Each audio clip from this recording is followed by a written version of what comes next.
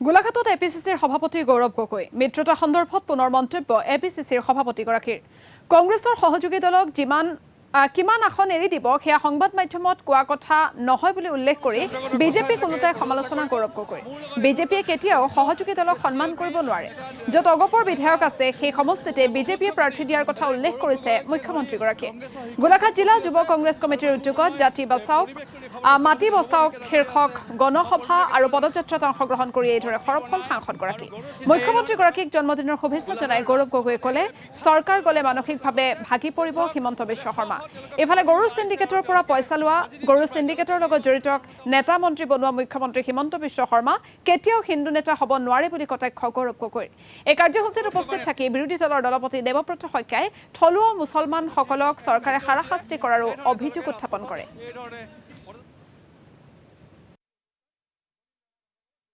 এইকেইটা দিন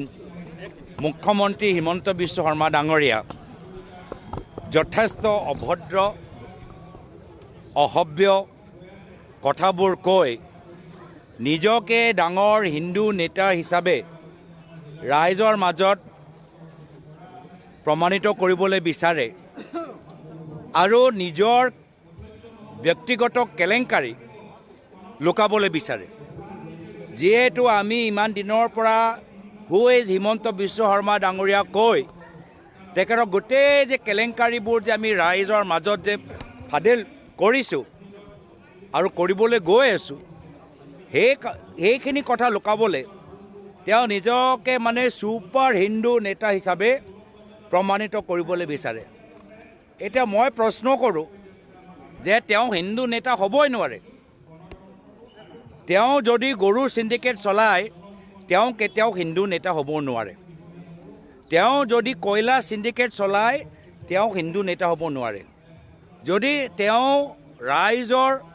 কণ্ঠ ৰুদ্ধ কৰিবলৈ বিচাৰে বাক স্বাধীনতা নাইকিয়া কৰিবলৈ বিচাৰে নিজৰ সমালোচনা শুনা তেওঁলোকৰ ধৈৰ্য নাই তো তেওঁ হিন্দু নেতা হ'ব নোৱাৰে আৰু সেইকাৰণে তেওঁ যিমানে কথা কিয় কৰি নাথাকক ৰাইজে জানে যে তেওঁ শংকিত চৰকাৰ যাবগৈ আৰু চৰকাৰ যোৱা মূল কাৰণ হ'ল তেওঁ ব্যক্তিগত কেলেংকাৰী আৰু পৰিবাৰৰ কেলেংকাৰী আৰু সেইকাৰণে নিজকে বচাবলৈ